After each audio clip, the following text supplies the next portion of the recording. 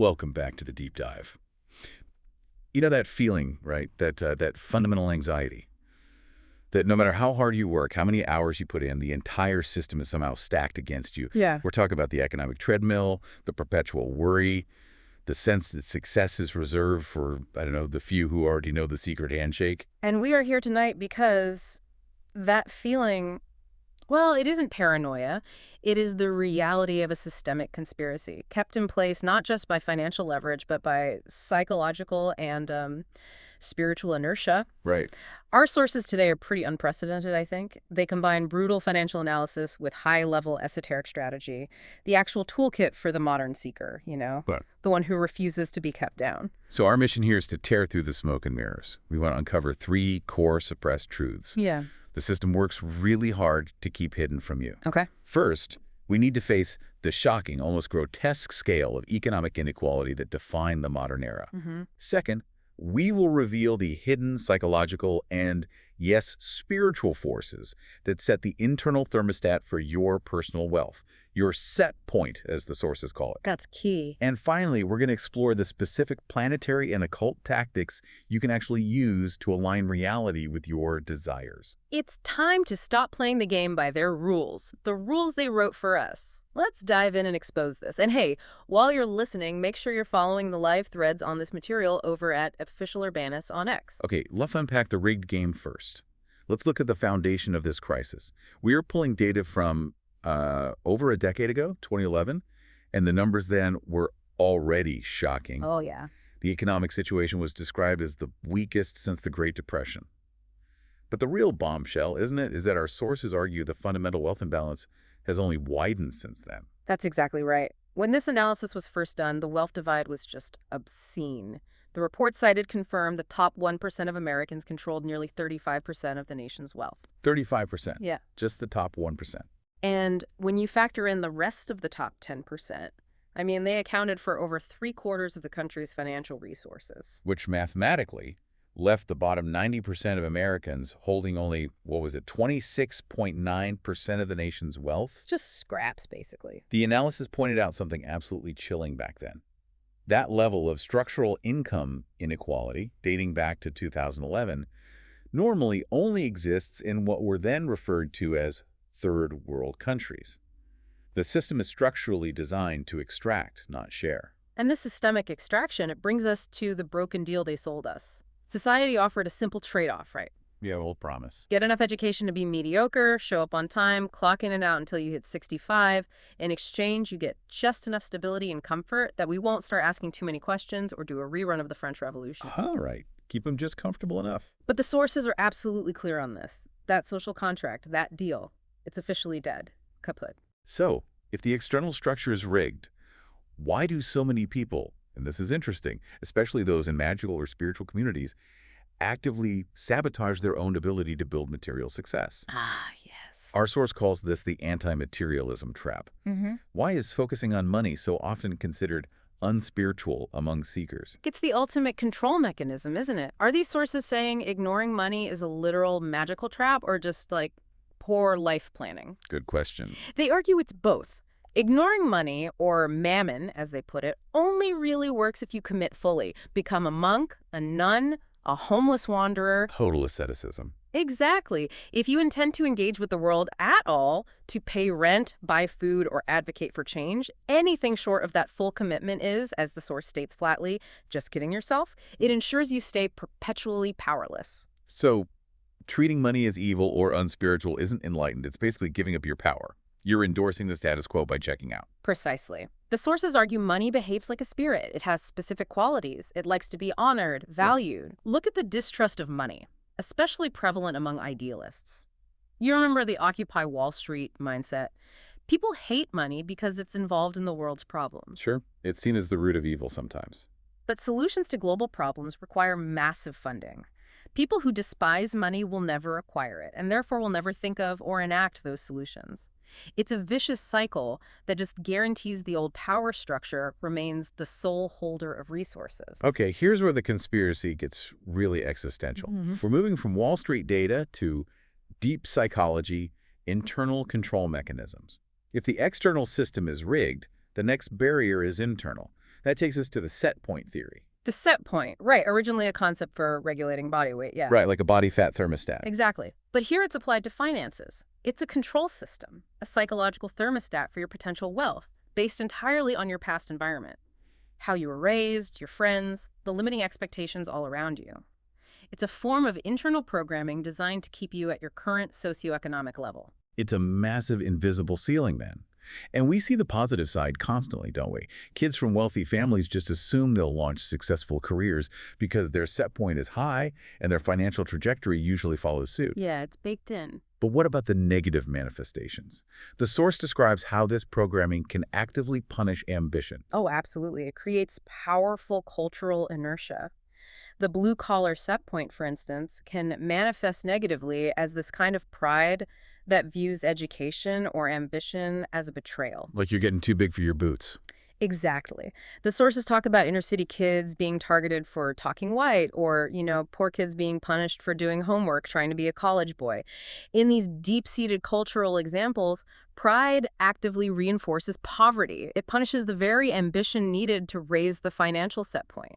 Wow. So, to truly transform your finances, you have to ritually and psychologically break this bondage to the past. Okay, so to break that barrier, you need some serious external horsepower. Our sources point directly to the highest wealth power in the occult tradition associated with Jupiter. That's tapping into the Jupiterian power matrix.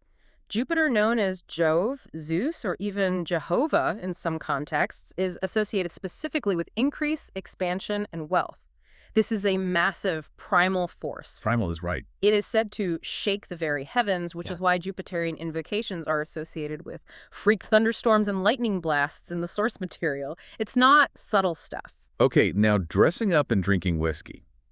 Sounds a little bit Hollywood, doesn't it? Mm-hmm. Is the suit mandatory or is the internal commitment the real ritual here? Well, the ritual structure enforces the commitment. The material requires precision and involves dressing up. The suit and tie are essential symbols of respect and ambition. Okay. And raising a glass of whiskey, explicitly not water. The toast is Hail Jove. The intention has to be laser-focused to actualize affluence, open opportunity, and enhance my empire. The physical act reinforces the breaking of the set point by commanding a reality outside your programmed comfort zone. It's a ritual of transformation, and ideally you do it on Thursday, Jupiter's day. Beyond the invocation itself, the sources provide these secret symbols, the lightning glyphs of Jupiter, which are designed as direct portals to bypass common mundane influences. What are the essential glyphs for someone starting out, especially in this high-speed, information-driven economy we're in? Okay, the basic level is the sigil for drawing money. Pretty straightforward. If you need a specific sum, you draw the sigil and list the amount right in the center circle. And there's a specific way to draw it. Yes. Key instruction here, it's tactical.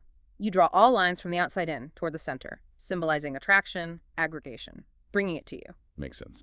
But for this specific conspiratorial information age, the most crucial one, I think, is the sigil for intelligence gathering. Intelligence. Why intelligence gathering specifically? Because information is power, especially in finance.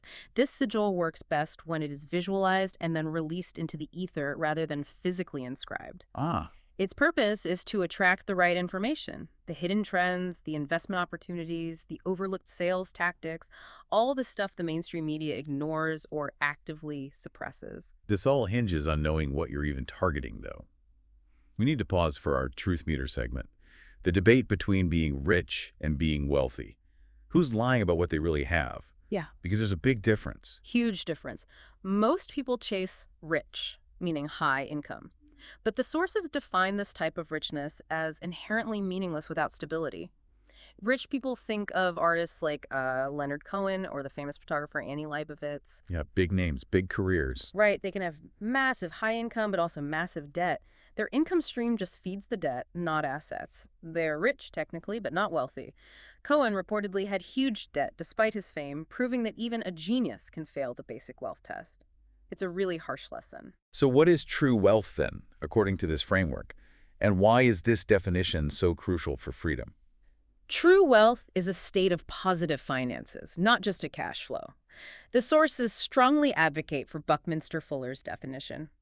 Wealth is measured in the number of days one can live their normal lifestyle without needing another paycheck. Okay, time. It's measured in time. Exactly. This metric places the ball squarely in your court. It forces you to manage your debt and assets so your life is supported independently of your daily labor. That independence, that is the ultimate goal for the seeker. Freedom. And to achieve that level of freedom, you have to master the self first, which brings us straight back to the mental warfare aspect. Exactly. The first gift of meditation, and this is not hyperbole in the sources, is control over your mind, which is the single most important skill for financial transformation. Why? Why is mind control so central? Because everything important in finances goes against your immediate desires and instincts. You mean immediate gratification versus long-term security? That battle. Precisely.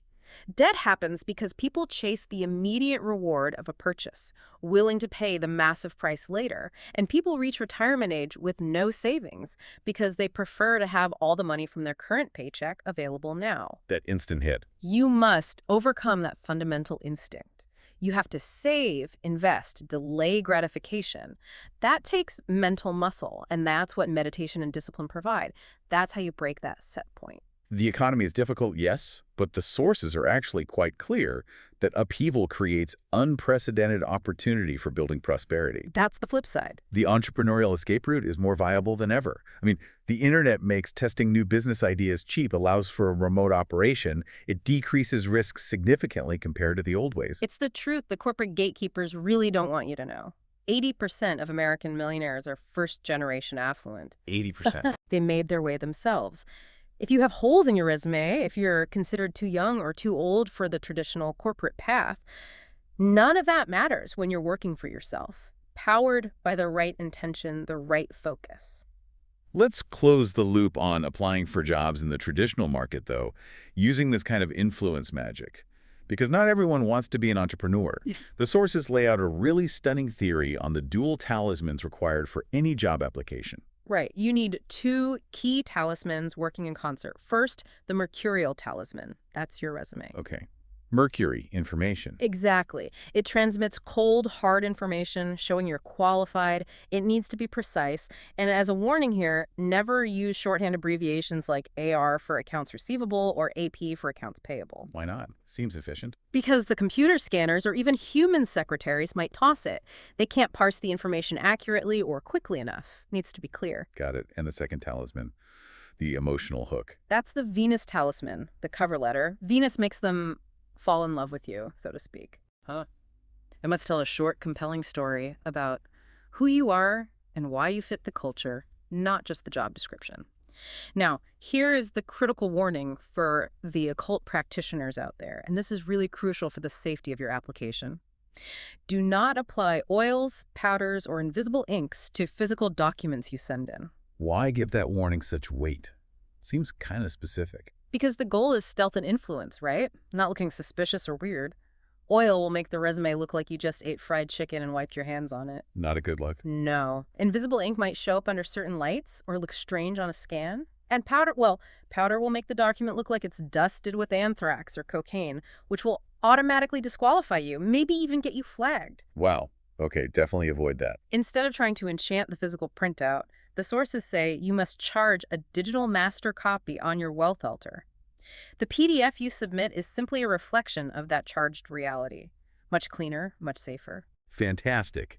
Actionable and, appropriately paranoid advice for the modern seeker. Let's summarize the bombshells we've uncovered in this deep dive into the financial sorcery files. Yeah. First, the systemic inequality creating the 1% versus the 99%. It's not an accident. It's the result of a deliberate, broken deal designed to keep the vast majority powerless. Second, financial success is fundamentally governed by an invisible psychological set point that must be ritually broken. And that requires rigorous control over your mind to overcome basic human instincts like wanting everything now. Third, magical practices like invoking Jupiterian power, using focused sigils, and charging digital talismans are essential, pragmatic tools for overcoming the rigged internal and external systems. They're not just metaphors. And finally, we need to redefine wealth.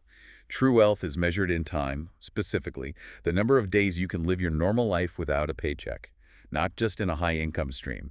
That time is your freedom. And to leave you with one final provocative thought, our sources state pretty clearly that if you want to change the world so that people use money more responsibly, more for the common good, the best thing you can do is become a person with money yourself and lead by example. So we have to ask, What would the world actually look like if sorcerers and magicians, people who understand the true nature of power and influence, were the 1%? Now, that is a question that changes everything. Make sure to subscribe to theofficialurban.substack.com for the full written work and join the conversation. Thread this on X with #UrbanOdysseyTruth. What's your take? Reply to @OfficialUrbanus. We'll see you next time.